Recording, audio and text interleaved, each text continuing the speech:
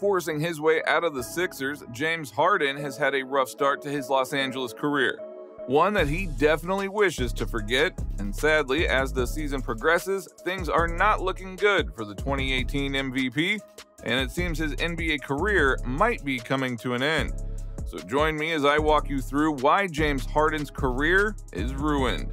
Los Angeles Clippers, way out of Philadelphia 76ers. Requesting his third trade request in 3 years, it was more than certain that James Harden was done with the Philadelphia 76ers. For a team that he publicly admitted was definitely the best chance he has had to win a championship, and took a back seat, sacrificing his offensive game, all while claiming he is just doing whatever's necessary to win, his trade request from the Sixers came as a shock. He forced his way out of the Houston Rockets, and that was honestly understandable. Even the Brooklyn Nets that had Kevin Durant and Kyrie Irving were also understandable given the injury, ban, and circumstances surrounding the Nets. However, the Sixers, that was different. Early into his career in Philly, the guard started all 21 games in his first season, averaging 21 points on 40.2% shooting, 10.5 assists, and 7.1 rebounds per game. In his second season, he led the league in assists per game, all while averaging 21 points on 44.2% shooting and 6.1 rebounds per game. He had an MVP caliber center in Joel Embiid, a top point guard in Tyrese Maxey to complement him, and having picked up his $35.6 million option to remain with the Sixers, you could bet the two-time assist leader had found his team, until he did the unexpected.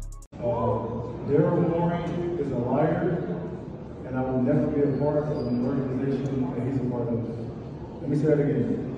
Daryl Morey is a liar, and I will never be a part of an organization that he's a part of.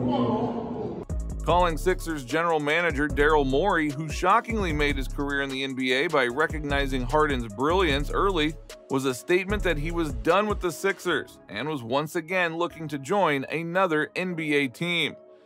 This was the man who empowered him throughout an 8-year run in Houston and signed the point guard to 3 contract extensions, one of which was the richest contract in the NBA history at the time. And yet Harden called him a liar, saying he will never play for an organization that he is a part of again. But anyway, it didn't take long before he got his wish, and the disgruntled 3-time scoring champ was traded to the Los Angeles Clippers. In a trade that saw the Clippers give out Marcus Morris Sr., Nicholas Batum, Kenyon Martin Jr., and Robert Covington, a first-round pick, 2 second-round picks, a pick swap, and cash considerations to the 76ers, while sending a pick swap and cash considerations to the Oklahoma City Thunder. However, while a roster that already has Paul George, Kawhi Leonard, and Russell Westbrook, adding James Harden looks deadly on paper. His addition has been nothing short of a disappointment. Unlucky stats to Clippers' career. 6 seconds to play. Harden for 3. No. And the struggles continue for the Clippers. Memphis. After James Harden's deal was announced, the Clippers struggled badly, losing 6 consecutive games. This was a bad look for a player who shaded his former team when he said this. When I'm in a leash, I'm not going to just shooting the basketball every time. I'm a creator on the court. I'm not an assistant player. I am a system. The Los Angeles Clippers are currently 11th in the Western Conference with a 7-8 record, with James Harden surprisingly averaging 14.4 points, 6.4 assists, and 4.9 rebounds per game. This is his lowest since he averaged 16.8 points and 10.1 shots as the 6th man in his final season with the Oklahoma City Thunder during the 2011-2012 season. And for a 3-time scoring champ, that is a poor stat. With James Harden on the team, the Clippers led the league in steals per game, but shockingly turned over the ball 15 times per game. His 18.5 player efficiency rating, a rating of how productive or positive a player is on the court, is worse than players like Miles Turner, Scotty Barnes, Jonas Valanciunas, and Clint Capella.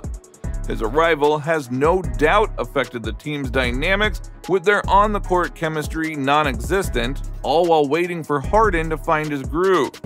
After the first 4 games, the Clippers were -67 with him on the floor, And in the minutes, Harden was on the court in his first 5 appearances for the Clippers. Tyronn Lue's team was outscored by 70.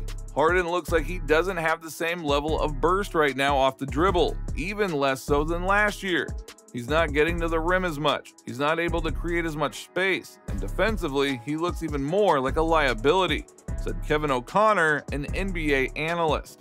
But anyway, the star guard has now voiced out about his struggles, making it known that his better days are not behind him. But is that true? James Harden explains his struggles. Every day, every game, you know what I mean? It's you know, I keep reiterating that I didn't have a training camp really or preseason, so, you know, kind of learning on the fly for a new team, and then also getting myself into James Harden shape and game, you know, shape is very, very important. So, according to James Harden, his struggles with the Clippers have been because he has been trying to find a balance between being aggressive and being himself, while also trying not to step on anyone's toes. Besides, he said he will need a 10-game window to assess where he is in terms of getting up to speed with his new team. For me individually, this is only my 3rd game. I didn't have a training camp, I didn't have a preseason, so everything is still moving fast speed for me. I need about a 10-game window, then kind of see where I am from there, James Harden told reporters after the Clippers lost to the Mavs. Unfortunately, asking for 10 games when the Clippers mortgaged more of their future assets to get him, and the team he forced his way out of thriving, doesn't give much confidence to Clippers fans and the front office. But anyway, the question lingers. Can Harden and the Clippers work? Harden and Clippers, an incoming disaster. All right, Shannon, is it too soon to call the Clippers-Harden partnership a mistake? It is, but I thought it was a mistake to sign James Harden anyway because I didn't think they needed another scorer. I didn't think they needed another ball handler. After the 3rd game since the Clippers signed James Harden, Clippers head coach Ty Lue had already employed 59 different lineup combinations, all trying to fit in his all 4 future Hall of Famers. Now, for a team that already had Westbrook, Kawhi, and PG, they obviously did not need another scorer or a ball handler on that team. All 4 of the stars are at their best when they have the ball. In fact, the pairing of Westbrook and Harden has definitely created stagnation and spacing concerns. James won't be allowed to be the ball-dominant player he was with the Sixers, because truthfully, the other stars can't just stand around looking at him. In fact, since he has joined, their experiment has produced more questions and frustrations. While Kawhi Leonard has struggled offensively in recent fourth quarters, PG has been forced to switch between trying to be an aggressive all-star scorer and attempting to be a playmaking connector who does the dirty work. The team currently lacks size, which, truth be told, will be a major concern when they face bigger West Conference opponents like Denver, Minnesota, and the Lakers.